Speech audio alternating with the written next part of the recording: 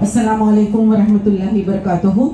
صدر جناب مشتاق ملک صاحب، دیگر ذمہ داران جوائنٹ ایکشن کمیٹی، معزز مرد حضرات، میری ماؤں، بہنوں، بیٹیوں، آج یہاں دھرنا چوک پہ ہم سب جو جمع ہوئے ہیں ایک جذبے کے ساتھ اپنے مساجد کی حفاظت کے لیے، اپنے وقف جائیدادوں کی حفاظت کے لیے، ہماری جو قبرستانیں ہیں، ہماری جو عیدگاہیں ہیں، ہمارے جو آخاف ہیں جو 1000 سال سے ہمارے باپ دادا نے اللہ کی رضا کے لیے، ثواب جاریہ کے لیے چھوڑا ہے، یہ ساری وقف جائیدادیں ایک قانون، کالے قانون وقف امینڈمنٹ ایکٹ کے ذریعے ہمارے ہاتھوں سے چلی جا رہی ہیں.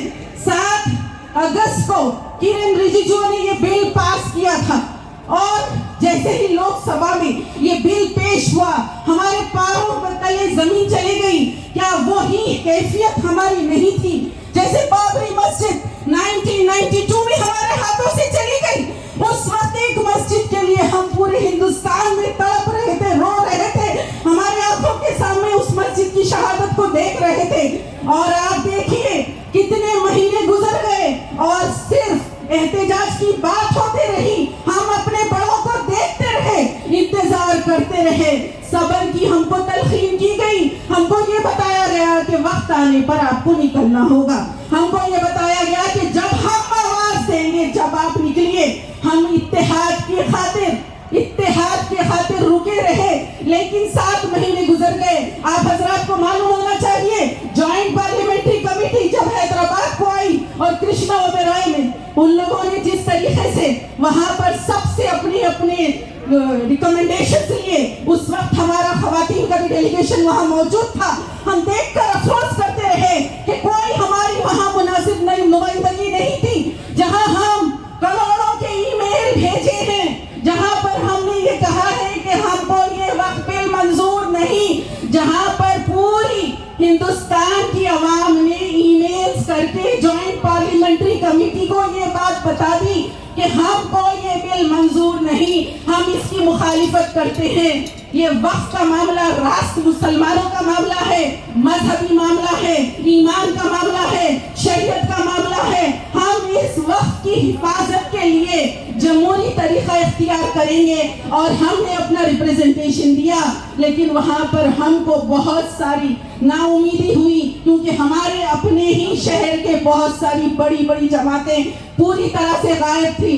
اور یہی سلسلہ پورے شہروں میں ہوا کہ نام نہاد داڑھی ٹوپی والے آتے ہیں، ریکمنڈیشنز دیتے ہیں، نام نہاد برقعے والے برقع پہن کر آ جاتے ہیں.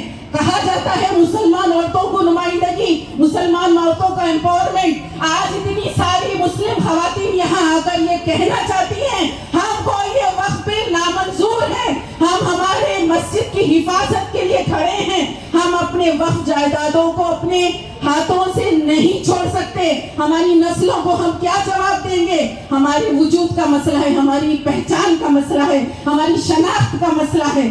جے پی سی کا ایک طرح سے یعنی پرکریا آپ کہیے یا جو بھی ہے 6-7 مہینے تک چلتا رہا. جیسے گھروں پہ بلڈوزر چلائے جاتے ہیں اسی طرح لوک سبھا، راجیہ سبھا اور پھر پریزیڈنٹ کی سگنیچر.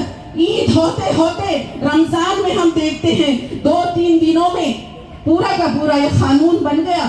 اس ملک میں جب کوئی قانون 2 بڑے ایوانوں میں گزر کر بنتا ہے اور اس کے بعد اگر عدالت میں آپ جاتے ہیں تو 1-2 چیزیں آپ کی بچ سکتی ہیں، لیکن ہم کو یہ سمجھنا ہوگا 1000 سال سے ہمارے باپ دادا نے، ہمارے بزرگان نے جو وقف جائیدادیں اس امت کے لیے، اس امت کی بہتری کے لیے، بہبود کے لیے چھوڑی تھی، وہ سب کے سب اس کالے قانون کی وجہ سے ہمارے ہاتھوں سے چلی گئی ہیں. اور کئی لوگ پوچھتے ہیں، سوال کرتے ہیں ویسے بھی وقف بورڈ میں کرپشن تھا وغیرہ وغیرہ. کرپشن تو ایجوکیشنل انسٹیٹیوشنز میں بھی ہے، کرپشن تو اور دوسرے اداروں میں بھی ہے. کیا حکومت ان کو بھی اپنے ہاتھ میں لے لیتی ہے؟ کیا وہاں پر اپنا آدمی بٹھا دیتی ہے؟ نہیں. ہماری جو مذہبی چیزیں ہیں، جو پرسنل پرائیویٹ پراپرٹی ہے، जो सवाब जारिया के तौर पर बाप दादा ने दी हैं। अफसोस की बात है कि आज वो सब के सब मशकूक हो गई हैं और उन पर कोई भी केस कर सकता है, कोई भी दावा कर सकता है। कानून की लड़ाइयाँ लड़ने के लिए मुस्लिम कम्युनिटी के पास ना इतना पैसा है, ना ही उनके पास ऐसे इदारे या फंड्स या रिसोर्सेस हैं। तो बहुत ज़रूरी है कि जहाँ एहतजाज हो रहा है, एहतजाज का साथ दें। हम भी अल्हम्दुलिल्लाह ख़वातीन सब इस कॉज के लिए तमाम जमातों के साथ हैं और पूरी तरह से साथ खड़े रहेंगे। ज़मानी तौर पर नहीं, अमली तौर पर भी ख़वातीन को आज आगे बढ़ के आना होगा। खास तौर पे मैं उन माओ बहनों बेटियों को जो यहाँ जमा हुई हैं, आप सबका शुक्रिया अदा करती हूँ कि इतनी धूप में भी आप लोग सब आई हैं, उम्र रसीदा ख़वातीन भी आई हैं। आपका यहाँ आना आपको अल्लाह के पास इसका बेहतरीन अजर होगा, क्योंकि आपने वक्त के तहफ़्फ़ुज़ के लिए कोशिश की। अब हमारी तादाद कितनी है, कम है, ज़्यादा है, अल्लाह ताला के पास तो इखलास की अहमियत है।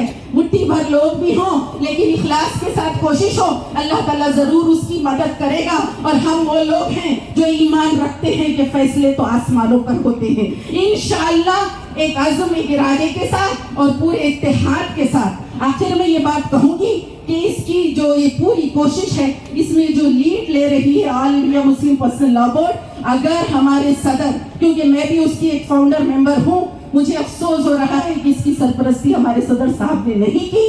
काश अगर हमारे सदर साहब इस जलसे की भी सदारत करते, यहाँ आ जाते और अपना शफकत भरा हाथ सर पर रख देते तो हम लोग बहुत खुश होते। लेकिन जो बातें मालूम हुई हैं उससे बहुत अफसोस होता है। लेकिन फिर भी इस स्टेज से हम इत्तेहाद का पैगाम देंगे। मुसलमानों को मुत्तहिद होना है, ना कि सिर्फ मुसलमान बल्कि गैर मुस्लिम भाई, वो तमाम लोग जो इस मुल्क की जमहूरियत पर यकीन रखते हैं, सेकुलरिज्म पर यकीन रखते हैं, डेमोक्रेसी पर रखते हैं, वो सब भाई भी हमारे हैं। और हमको उनके साथ मिलकर एक तवील जमहूरी जदोजहद करना होगा और इंशाअल्लाह हम करेंगे। हम कुछ नहीं करते, अल्लाह हमसे काम ले लेता है। हम सब की दुआ है कि अल्लाह हमसे काम ले ले। मैं बहुत ममनून हूँ, मशकूर हूँ मुश्ताक मलिक साहब का मुझे वक्त देने के लिए। शुक्रिया।